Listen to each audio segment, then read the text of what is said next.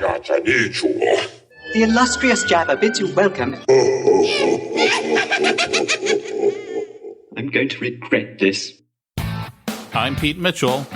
He's Peyton Jones. And this is the Church Planter Podcast, brought to you by Church Planter Magazine.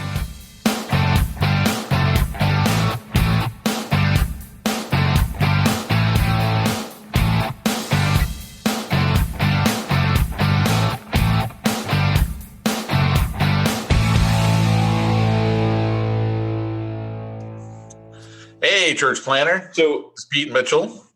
I can't hear you, but Grogu. I just said, looks hey, real. Church Planter. This is Pete Mitchell. Now you say your name. Are we starting? Yes. Oh, you better start over. I'm not starting over. I am not editing because of you. Why did you wait till I was away from the mic to start? Why did it's you? Not like we've been doing this. The mic. I don't understand. I was showing you Grogu. I don't think this episode's going to go the way you think it's going to go. Really? Yeah. What? Okay. So welcome to the Church Planter. Thank you. Welcome to the Church Planter Podcast. I am Peyton Jones. This is Pete Mitchell. And we are joining together for a special holiday episode of the Church Planter Podcast. But because it's our holiday episode, we get to do what we do every week, basically. We just talk a bunch of smack, but because it's holiday, we're going to give you and us some time off. We're not talking about church planning, which means I'm doing no work today. Pete never does that part. So I sit there and go, huh? That's it. No, you don't even do that. That's because you never let me talk. Okay, you never let me talk on the podcast. Hey, it's the holidays. This is when all the emotional pain, the wounds open. And hey, hope you guys are being blessed with your family. Be sure, friends, to bring up politics around the Christmas table in your gatherings of 2 or 3 families or less. That would be a do as I say, don't do as I do governor decree. Yes, it would. And by the way, I might add to you that, as bad as we have it, we don't have it as bad as Wales. Wales has mandatory lockdowns. Like you are, boom, like we are still more free than what we think. But here's the deal. And they don't in Wales. They announced at midnight, they announced earlier in the day, like 6 p.m. They're like, we're going to be on mandatory lockdown again starting at midnight tonight.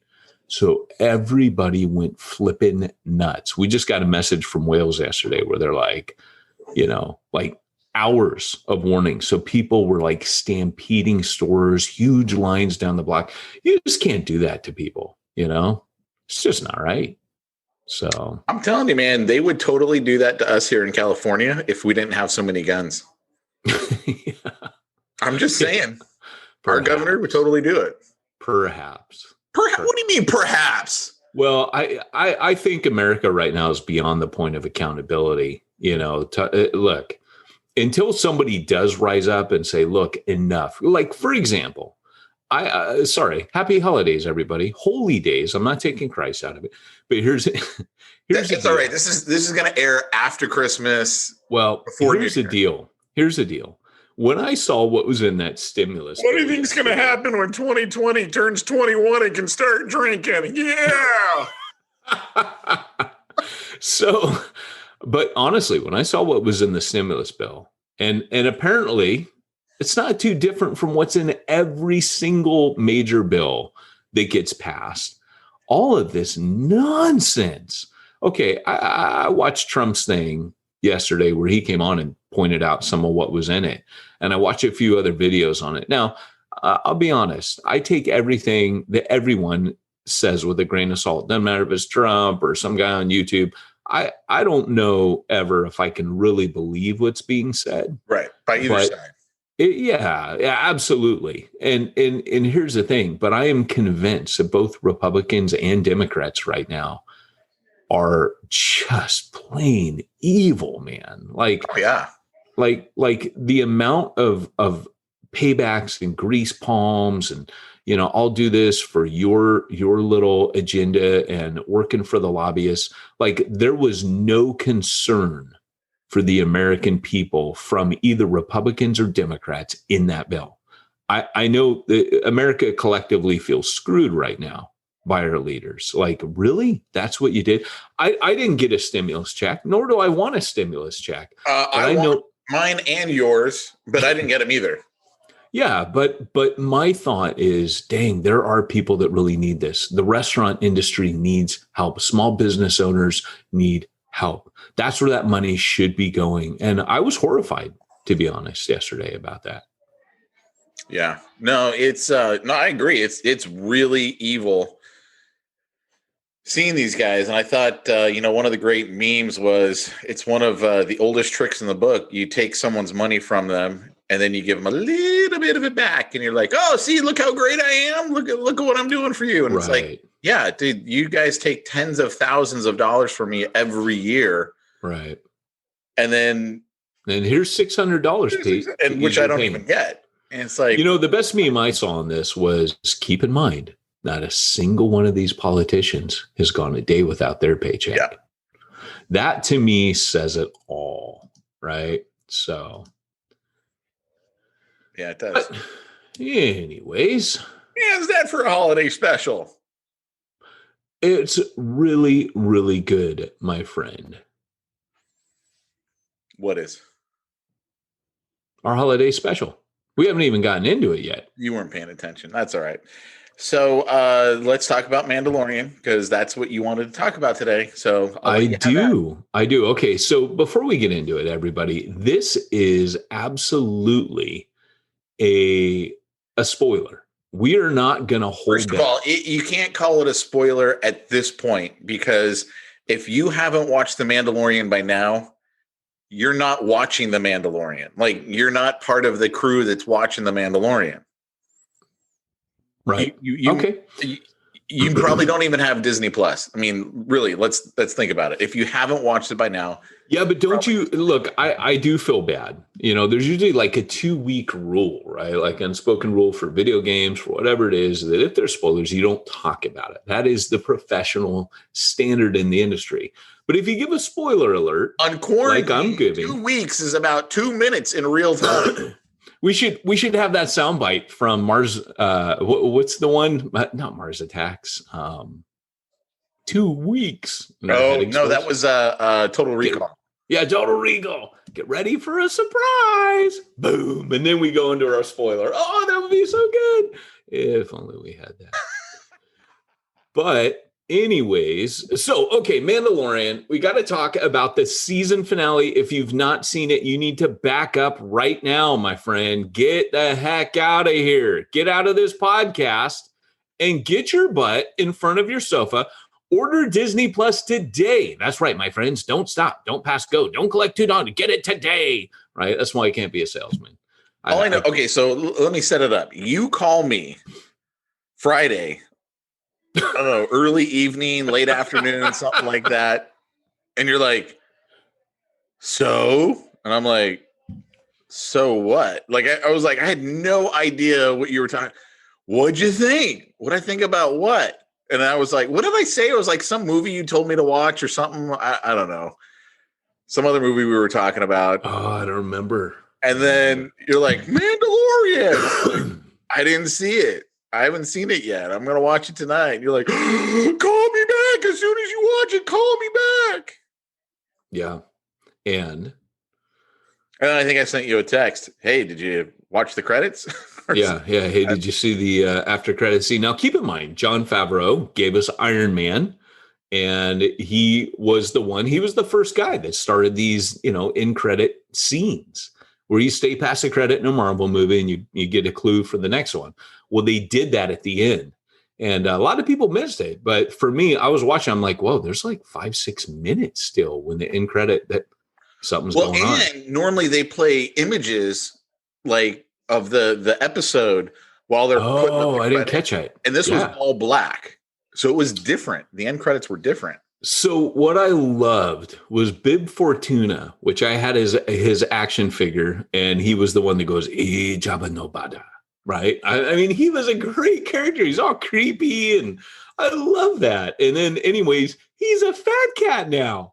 Really He's taken Jabba's place. Yeah, he's all overweight. He's not quite like Jabba, but he's sitting there like a fat cat, feeling all important. We thought you were dead.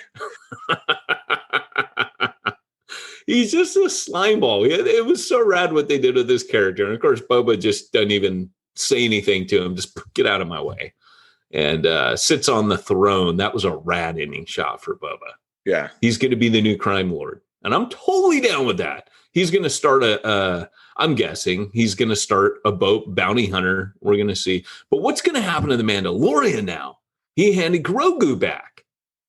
Good. You didn't like Grogu? Not like everyone else. I mean, oh, I do, man. There's a samurai manga called Lone Wolf and Cub. It's about this samurai who has a baby, and they've totally based this on this because I think we've talked about this before. But Lone Wolf and Cub is what this whole thing was based on, and so he's a samurai traveling, trying to keep this baby alive, trying to get him back where he belongs, and it's that whole whatever you call it. Motif. Here's let me start in with my problems. This one, for some reason, it just finally cemented for me since they're giving Boba his own show. It again cements for me just how bad the prequels were. Because if that was what was his name in that movie? Was it Django? Yeah. Was it Django? Yeah. Django Fett? Yeah. Why wasn't his armor green? Why was it blue? Well, the Mandalorian armor is blue. No, it's not. Well, Yeah. okay, not the Mandalorian. I'm talking about Boba. So Boba spray painted because he went rogue. He took his dad's armor and went rogue and became a bounty hunter. So he covered up the fact his dad was already a bounty hunter. Correct, which is why he took the job with the Camino. My point is, why wasn't it green in the prequels? It shouldn't have been that he changed it. It was his dad's armor. Well, because there was no point for him because there was no point anytime. Well, think about it. Django hid in the shadows. Boba's out in the open, right? Like Boba's out walking around. When you see Django, he's hiding in Camino. He kind of is out of the, and then he's in the shadows. It should have been the same color. Like if they're gonna make this like he's got his dad's armor, then he shouldn't have changed his dad's armor. He should have been like it's dad's armor. No, I love the fact he sprays it and paints it and makes it his own. Like I love that about Boba. I that worked for me. You know what? I'm going to end this podcast right now because you're just beyond help. You're just beyond. Hey. We are both true Star Wars fans, just two different type of Star Wars fans. That's what I love about this. Yeah. It's like Christians, like there's a good Christian and bad Christian, and I'm totally the good Christian. You're totally the bad Christian. Amen. It's like Star Wars fans. We're both going to I was looking for, I don't know where we're Dagobah. I mean, we're both going to heaven, right? Dagobah is not heaven. I was like, Coruscant, where do I go with this? The Jedi Temple, whatever island that was. Luke was on. Pre-blow up. As bad as the prequels were, I'm going to go out on a limb here, and I'm going to say that if I took the prequels and the sequels and put them side by side, to me, the prequels win over the sequels. I'm really going to hang up now. Really? You like the sequels better than the prequels? Last Jedi, come on. Last Jedi sunk the whole trilogy. Last Jedi sunk everything. I'll grant you that, but nothing was as bad as those prequels. Episode 3, and this is where you and Episode 3 is so good. And most people, they hate on the prequels, agree that 3 was decent. No. Yes. No! She wasn't alive! Yeah, break. You killed her. So here's the thing, though, right? Like, both the prequel and the sequel each had a good episode because I thought Force Awakens was really good. From then on, it tanked. Yeah, it was good. You and I were kind of excited about that one. I love 3 and I love 7. Those two could be redeemed in my mind. I actually love 3. I got to be honest. I love 3. But and I love 7. But other than that, I think I'm good. I don't know. I thought the first season of The Mandalorian was awful. I watched it because I was like, okay, I'll watch it, but it was awful. They First totally episode redeemed it in the second season. Yeah, first episode and last 2 episodes of The Mandalorian. If you took those three, the key to all of them is they all had IG-88. All amazing. The story arc in season 1 was good. All the rest was filler. Like, I did not like the one with Bill Burr right before the season finale of season 2. I was like, that was a throw. There were certain ones where you just felt like, why is this even in here? Like, that one was a filler. I didn't need a filler. Let's go, and take off the helmet. And you and I talked about it. It was okay. It would have been more potent if he hadn't taken off the helmet in the last episode. Why did they do that? I so agree. So when he takes his helmet off in the season finale, you're like, for Grogu, you're like, oh, but you just did that for an Imperial. Like, right. Okay. Now, granted, he did it for Grogu for different reasons, but I agree. It muted it. Thing where he only takes off his helmet in the season finale. Yeah, when you got a big thing that he never does, but you're going to make it a big deal that he did it, kind of make it count and don't do it twice in a row. Yeah.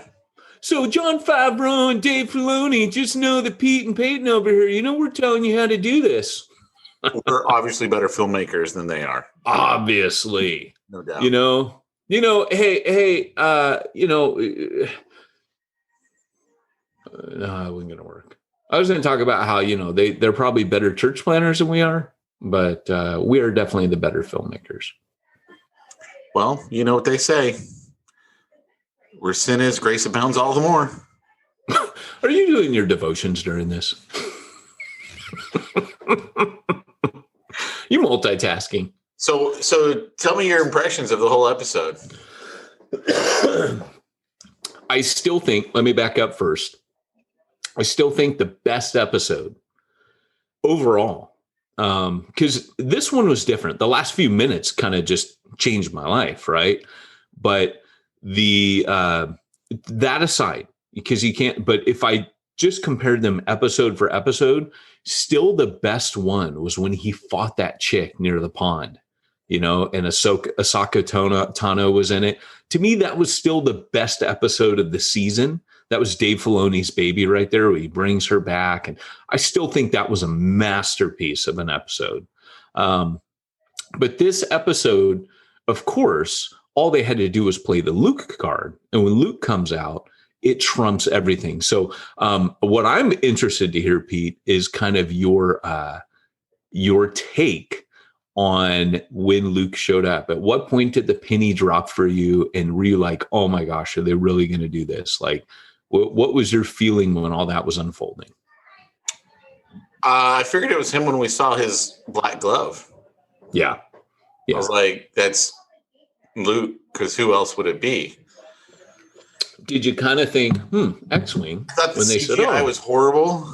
Yeah. I was like, see, this is the problem with CGI. It doesn't look like a real person standing there and talking. So I watched it first on my phone and it looked rad. Well, then I watched it on my big TV and it did not look rad. Right. So like any emotion they were trying to do the Rogue One Darth Vader scene. They were. I picked up on that. That was confirmed today. I watched a video that talked about it and the guy said, yeah, this is what we're doing. But the Darth Vader scene still better. Oh, of course. I mean, well, because Luke's fighting robots. It's not the same. He's fighting robots, and it was all spread out throughout the ship. Right. Like Darth was like, they were all right in front of him, and he was just plowing through them to get to the end. So Lucas had a term, he would say rhythmic poetry. So he liked seeing those things play out like that, where there was like an opposite of everything. There was like a poetic dance going on. So that's what they were trying to do by literally filming that as if it were Darth Vader coming through the hallway, which was effective, I thought. It was very good, very well done. My favorite scene in that was the robot that Luke kills just with the Force. Wasn't that great? Very last one. Yeah. And I was like, that was cool. Yeah. And it's funny because that's apparently kind of like a Sith, borderline Sith power. So when a Jedi does that, it's kind of like, ooh, it's a little bit naughty. So like Obi-Wan does it to General Grievous. He did it to a robot. So Obi-Wan does it when he's or no, Mace Windu does it. Mace Windu does it to Grievous in the cartoon right before episode 3. The reason that Grievous is coughing all the time is because Mace he's one step from the dark side. Mace Windu's like, that's his character. That's why his lightsaber's purple. It's blue and red combined. It is. Whatever. No, for real though. Whatever. That is not the reason why George Lucas did that. Hey, I read. George Lucas said the reason why he did it is because Samuel L. Jackson was like, well, I don't want to be a blue or green in the middle of the pit. I thought that's what Samuel Jackson said. I don't think that's... Well, okay, and then George Lucas was like, okay, all right, I'll make it. Because Mace Windu uses something called Vapod, which is like it's just going over into the dark side slightly. See, for his fighting style. No. It's true. It's not canon. Not canon. Let me tell you what canon is. Canon are 9 movies, a couple of other standalone movies. Canon is 6 movies because Kathleen Kennedy is gone. And what was the legends, what we call legends, is now becoming canon. That's what they're doing. Yeah, she's gone. She's out. So she's still there, but she has no power, no creative power at all. They're handing it to Favreau and Filoni now. They are now taking her place. It'll be interesting to see what happens with those guys running it. Oh my gosh, it's going to be awesome. I mean, don't forget, Star Wars has been fraught with difficulty even back in Lucas's day. Don't forget the Christmas special. That was the first foray into TV shows.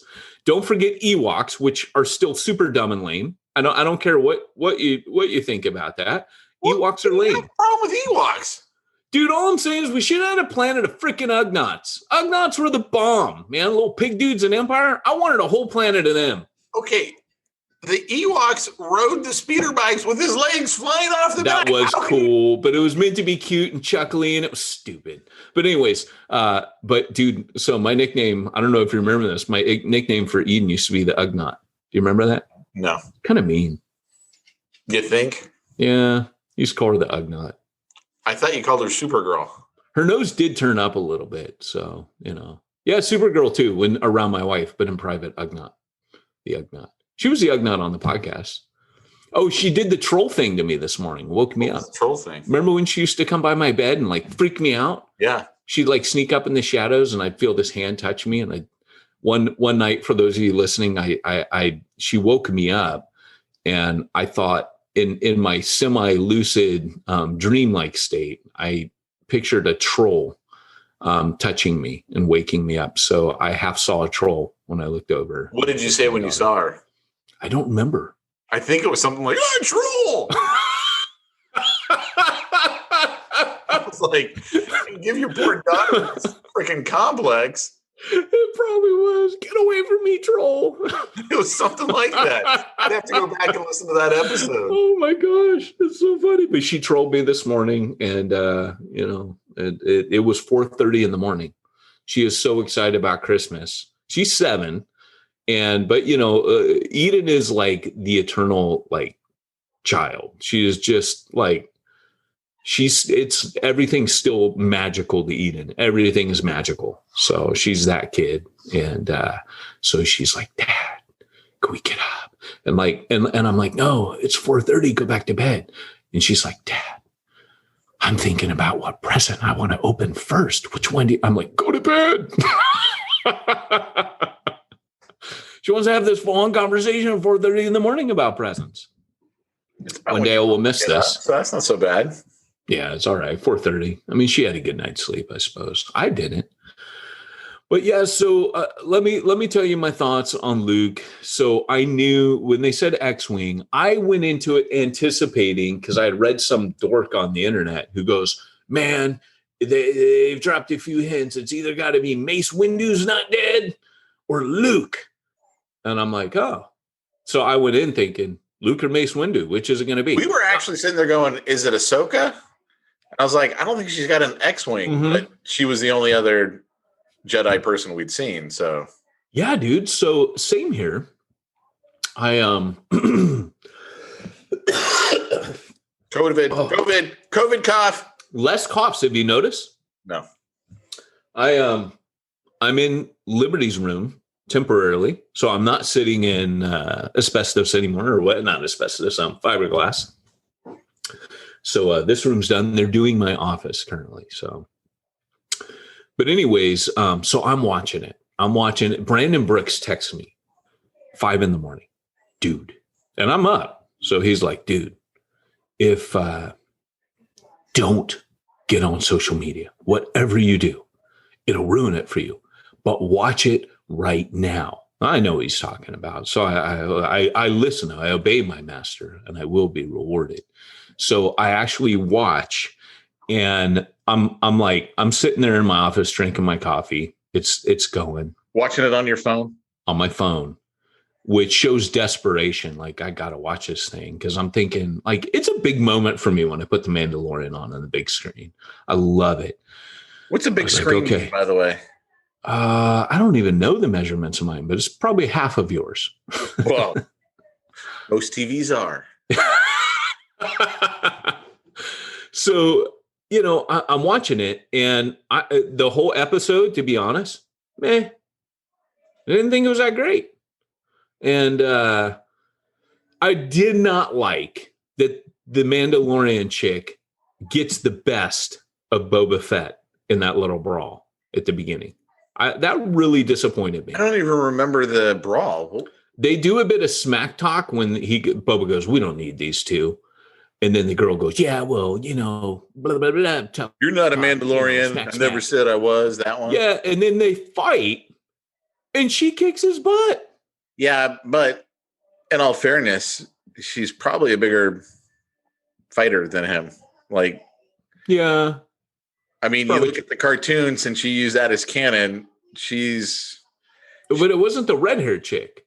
It was the red-haired chick? Wasn't Bo-Katan or whatever. It was it was some no-namer. And I'm like, have to go back and watch it. So I was a little disappointed. Like, you can't do that to my Boba. And then anyways, watch a whole episode. Now, Andrea, my wife, when she watched it my second time through, she was terrified by the Dark Troopers. She was like, her anticipation, the tension for her. She's like, "Oh my gosh, this is the scariest one yet. I can't watch this." And I said, "Whoa, what's up?" She goes, "These are like a million Terminators coming after." I'm like, "Huh, that's kind of true. That's kind of cool." Yeah, I hadn't really thought about it. I'm like, droids, Dark Troopers. I played that video game back in the 90s. Yeah, see, I got a problem with all of a sudden, well, the weakest part was the soldier. We got rid of him, and now it's droids. And I'm thinking, I've seen every droid in Star Wars. Ain't none of them that bad. Right. Well, yeah, that was kind of a weird line, especially given that he was a geneticist. So, the weakest problem was, organic genes. But I'm a geneticist, and that was my solution. Didn't make sense. So, especially given his pet project. But then when Luke came in, it was so weird, man, because when they said X-Wing, I went, but I thought that could still be Mace, right? That could be anybody. And then I thought, well, that could be Ahsoka Tano, or it could be some Jedi. Why would Mace still be alive and then have done nothing? Same thing with Ahsoka. Did nothing in Star Wars, Empire, Return of the Jedi. Like, it doesn't make sense to me. That's a really good point. I want to argue with you reflexively because I want him to be alive. Mace is dead. But why didn't Ahsoka do anything? Seriously. Dude, I will literally bet you in the next year or two, and I will bet you my Boba Fett helmet. No, I can't because that was a gift. I'll bet you Grogu, even though you don't want my... I don't want Grogu. You don't want my Grogu. That's amazing, by the way, everybody. I own a Grogu who is actually... it's the... is it Gentle Giant? No, who's the studio that made him? I don't remember the studio, but Adam Savage. It's the replica. It's like the life-size replica of him. He has hair. He has like eyes that You're are jealous like of him because you keep mentioning he has hair. You're like, hey, he's got hair and I don't. There's some issues, some deep issues coming out right now. But, going back to the whole, I would bet you in 2 years, Mace Windu's back and they bring him back because Okay, that's if what they the bring him fans back, want. then I'm sorry. He literally did nothing in Star Wars Empire. That's true. But, we have this thing, though, right, where Yoda goes into hiding. And Yoda, if Luke hadn't found Yoda, if Ben had not appeared to Luke in that blue ghost on Hoth, Yoda would have never done anything either. And I know you're right. Like, I 100% agree with you with your reasoning, but I think the fans want Mace, including me, want him to come back so bad that we will forgive everything. Like, oh, bring him back. Like, I've seen like images where his eyes are all white and he's all like white shocked hair. He's all like gnarled and scarred up. It would be awesome, right? Like yeah. I don't know. Boba worked for me. How he's all beat up and like burnt, and I was so into that, and how he's all old and stuff. I'm like, this is the coolest way to reintroduce Boba Fett, where he's just old and he's savage and he's not the same dude he was. I was like, this is awesome for him. But anyways, going back to Luke coming, this was a big moment for me. There has not been in the entire Star Wars universe, except one time, that brought me back to my childhood and just can melt me. And that's when Chewbacca cries over Princess Leia dying in the last Princess Leia or Han Solo? The Rise of Skywalker. Oh, really? When Chewbacca dies, or when Chewbacca cries about Princess Leia, there was something about that scene that took me back to being a kid. I don't know what that was, but maybe the deep inner child in Peyton was mourning the death of what they did to Star Wars, like Chewbacca was mourning the death of Princess Leia. But no, this scene with Luke is the closest thing I have felt to being 10 years old in a movie theater when Return of the Jedi came out. Because I remember seeing every single movie in the theater, right? Some of them multiple times. But I remember lining up for hours outside of the theater for Return of the Jedi. I remember watching that. I was 10 years old last Friday. Again, I've heard other people say this. I literally cried. Like, dude, I teared up. It was powerful. I didn't and understand why everyone's like, did you cry? Did you? I'm like, why are people crying? I don't get it. Because they're not Karate Man. I'm like, dude, Pete, you're Karate Man. Let him go. I didn't care about that, to be honest. That's why I thought everyone was saying, did you cry? Because of that. Dude, for me, it was seeing Luke. To me, it was just something like I never thought, ever, especially after what they did to him in The Last Jedi, that I would ever see Luke Skywalker. And I'll be honest, I was not impressed by the scene in The Rise of Skywalker where they digitized Luke and Leia and had them sparring. I did not like that scene. I didn't like that Leia kicks his butt, would never happen, right? I didn't, but again, it was more girl power. Hey, girl power is great, but don't keep making every woman just automatically stronger than every man because she's a woman, which is what they've been doing with Star Wars. I didn't buy the whole, and she quit that night. Like, seriously? You've been training to be a Jedi all this time, and then, because one day I'm going to have a kid, and whatever. Let me tell you something.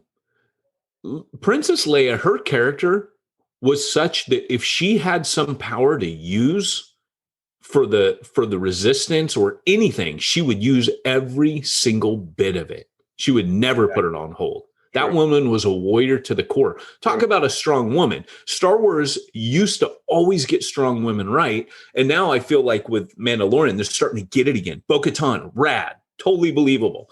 The big shock trooper chick I don't even know her name.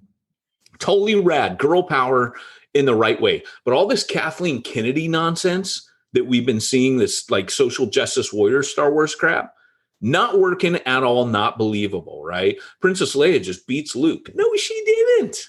She didn't train with Yoda, right? I mean, she trains with Luke, but Luke ain't no Yoda.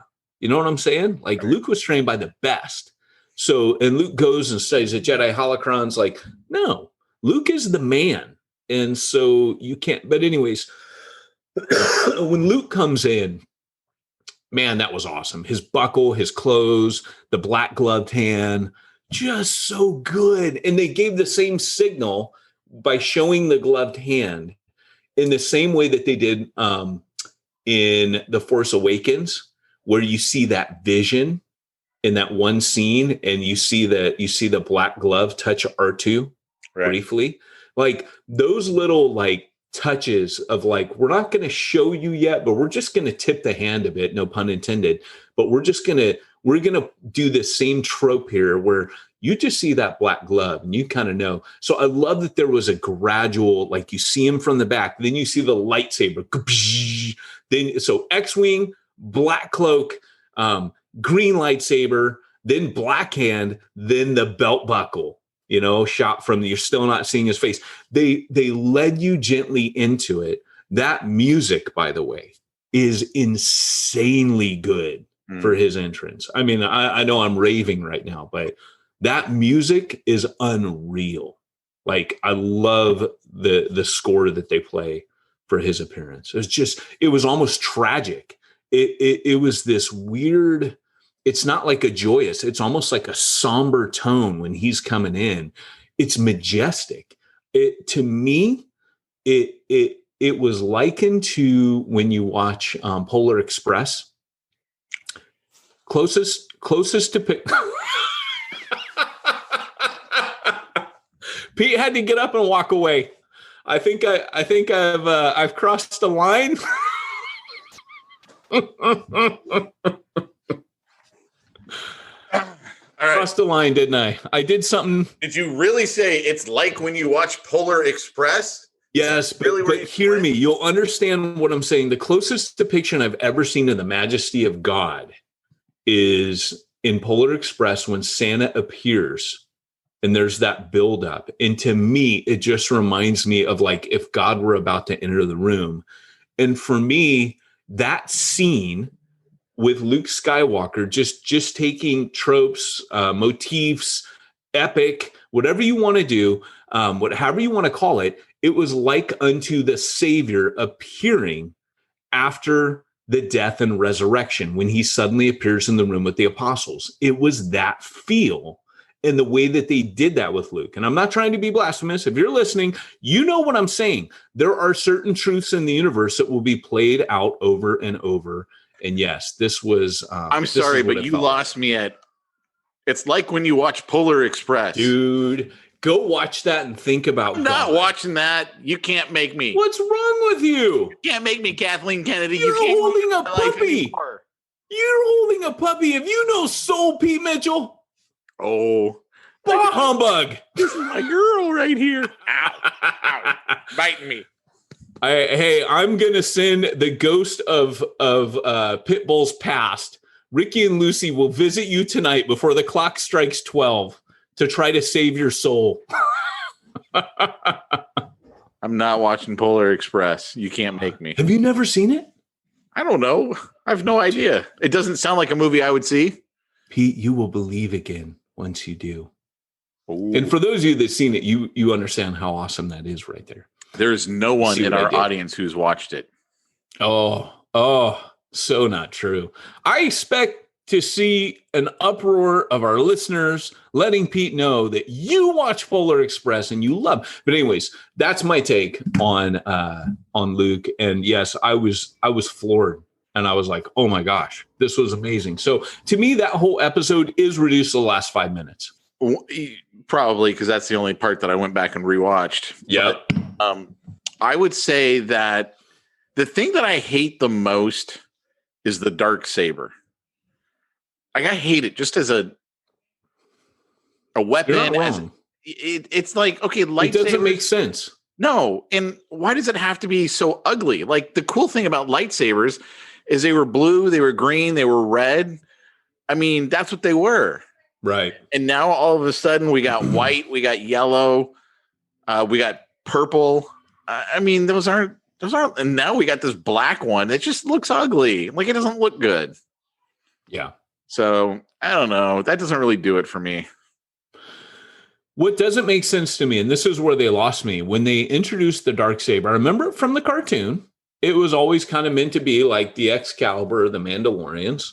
But I thought it pierced Mandalorian armor, and that's why the ruler had it, because it was the only thing that could pierce it besides a lightsaber. So to me, the other day when they said it can't pierce Mandalorian armor, and I'm like, well, what's the point of it then? Like, it kind of was. They actually took a concept that could have been really cool. Like, you get to reign because you can cut through any Mandalorian's armor. You have Excalibur. That's what Excalibur was. Right. It cuts through suits of armor like butter. And that's what made King Arthur so powerful. But now you've got this sword that, can't really cut through Mando, but you get to rule the Mandalorians if you hold it. It was like, okay, that was a misstep. That was dumb. Well, and it wasn't just you get to rule Mandalorian if you hold it. It was you have to win it in battle.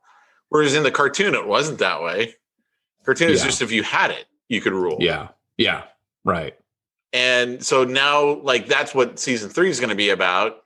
Is she's going to want to, basically take out the Mandalorian to get the Darksaber. Yeah. And it's like, I don't know. I just I don't like the Darksaber. I don't like it as a lightsaber at all. That's why I was saying when Ahsoka is fighting the Mandalorian and like he can hold back the 2 lightsabers with his armor. It's like, no, you can't. You just lost an arm. It's gone. Right. That's Star Wars. Otherwise, why don't you just make everything out of that metal and now you don't have to worry about anything. Yeah. Yeah, true. Well, Brandon Brooks put this. He said, he texted me, he said, apparently Mark Hamill's there and using the process as well. Every reaction video with grown men crying with joy was our age. Right? So he and I are the same age. And he says, I heard your review of last week's.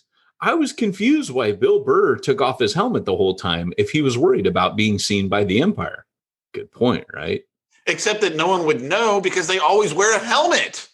Like, and then he goes, also, why did the Mandalorian, who never shows his face, have a fine trimmed mustache? That was so good. That's the best line yet. So, and, Brandon Brooks is our listener who is a Hollywood insider. So that carries a bit of weight. That's all I'm saying. So anyways, he also said, I watched a thing about Dave Filoni and Favreau rescuing the past in the J.J. Rian Johnson sequels. Luke will be in future shows. They said with what I believe is with Sebastian Stan. So it's another actor. They picked Max Lloyd Jones, which I would be very interested to know. Any relation to Lloyd Jones? I just wonder. Obviously a Welshman. They say British actor, but usually that's a Welsh person. Lloyd Jones is a Welsh name. And then he said, So anyways. So that's it, man. That's all I got. Holiday meeting, holiday podcast. Mandalorian. There you go. So while you're watching The Mandalorian, and pretty soon the book of Boba Fett and Andor. Well, Pete, with 8 new shows with Star Wars and church planning, I don't have time. Here's the thing. Okay, how many of them are cartoon and how many of them are live action? You know what's funny is the day they announced the Bad Batch cartoon, which is really like CGI. Yeah. This is weird. I just happened because I'm catching up on the Clone Wars, the seasons. I missed the last 2 seasons. I watched it that morning. You just seen it? Yeah. Yeah. Like that morning with my coffee, I watched it and I was like, oh, okay. Yeah. I see. I'm not interested in any of the cartoons. I like live action. I want to see lightsabers. Dude, I got to tell you. Classic stormtroopers, apparently. But see, this is the kind of Star Wars fan that you are that I respect. So one of my church planners in New Breed is he's a purist. He's only seen the first 3, the original 3. And he goes, nope, That's all I'm ever going to see. There's no way a real Star Wars fan could just stop at those three. But in a sense, he is the purest Star Wars fan. He's not into sci-fi, is what it is. No, he is. You could I'm telling you, not watch. You were just the love. He heard so great. You have to give it a shot, and you have to let your hopes be dashed like the rest of us. He's a real. Let me tell you something. Dude has in his office, like a picture above his desk is. Jesus with a lightsaber, the entire cast of Star Wars in a band rocking it out with Darth on the mic and Chewbacca on the keyboards or on the drums or whatever. It's a rad picture. Stormtroopers playing bass guitar. It's awesome. And then he's got a Jawa, like a life-size Jawa holding a platter, and he's got something stupid in it, like some bowl or whatever. But he is a real Star Wars fan. But he's like, no one's going to ruin that. No one's going to take that from me. So he is the purist. That's what I'm saying is there's different types of good Star Wars fans. I get what you're selling. I don't know that I'm buying. That's all I'm saying.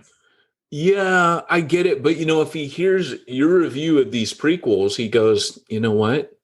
Why even give myself that kind of pain? I hear what you're saying. I just don't believe it. Yeah. Well, so I'm the opposite extreme. A real Star Wars fan was in line for opening day of The Phantom Menace. True. And I think you're the mid-range Star Wars fan. I'm the opposite extreme. That is, I will read, I will watch anything that has Star Wars on it, including the Christmas special. I will just take it all in. I'll make my own judgments. I won't like it all. But if it's out there and it's got Star Wars on it, dang it, I'm in line. Think about how, George Lucas creates an entire universe. How do you pull that off? I realize really Star Wars, the original movie, was really his. And then, he brought in other directors and everything else. But it's how do you do that? So I've learned this about myself, brother. My heroes in this world have been world builders. Disney, Lucas, Tolkien, and Jim Henson. Those are, to me, my four creative heroes. And a fifth would probably be Chris Metzen, who was the creative director for Blizzard, who created StarCraft, Warcraft. I mean, all these incredible, he didn't single-handedly, but he was the main kind of story creator. He was the guy. So world builders to me are the most impressive people. And because of what you just said, Tolkien was probably the first of his kind, right? To really do, or perhaps I suppose we could go back as far as King Arthur, right? But I mean, ultimately, I suppose we worship a world builder, quite literally. It's what God did. So when you see these guys, they're doing on a micro level, they're embodying an aspect of God. They've created a whole world, populated it with lore and legend and people and morals and afterlives. And I mean, it's pretty epic. And I see a glimpse of God in that. And I think it glorifies God, that creative ability that they have. But here I am waxing theological. So to answer your question, yes. Simplified Church, my friend, simplifiedchurch.com. What? Simplifiedchurch.com? Yeah, simplifiedchurch.com. They don't create worlds, but what they do is they create worlds of time for you, Pete, to actually. Do you want some crackers with that cheese? Yeah. So what they actually do is they help you do IRS compliance. They'll send out end of year tax receipts, which if you haven't thought about now, dang it, you got to get those out by the end of July. January, not July, January. Got to get those out by the end of January so people can do their taxes. End of year tax receipts. Got to have those out. And if you haven't thought about that, you probably ain't going to have nobody giving to you next year. So hurry up and get that crap out. Go to simplifiedchurch.com, get in touch with Josh Henry, and tell him that Peyton and Pete sent you. Cool. I appreciate it. You're welcome, my friend. Well, hey, thanks for joining us today for this very special episode of the Church Planter Podcast, the holiday edition, which we're coming at you. Normally, we don't know what we would have done for a holiday edition, but because Mandalorian Season 2 had a grand finale.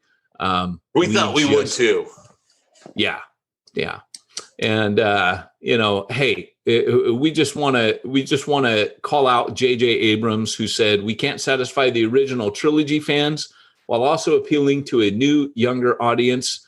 That was his statement. It was kind of an excuse for the last movie. And Brandon Brookson over a meme that showed Dave Favreau. It says, "Hold my beer." Hold my beer. And we're going to end on that note. 2020, hold my beer. And let's hope that 2021 is more like Jon Favreau, and we see the back of 2020, which is more a bit like J.J. Abrams.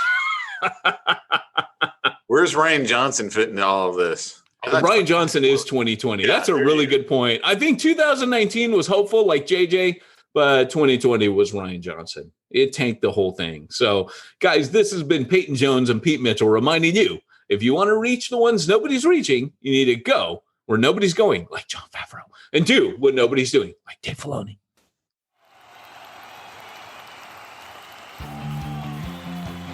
Thanks for joining us for another weekly episode of the Church Planter Podcast with Pete Mitchell and Peyton Jones.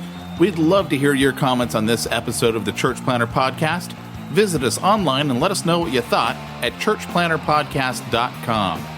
If you subscribe to us via iTunes and have enjoyed the podcast, leave us a positive review. The more positive reviews we receive in iTunes, the more iTunes will promote us to other church planners who would benefit from this show. This podcast is brought to you by the Church Planter Magazine, which is available in the iTunes newsstand or online via churchplantermagazine.com.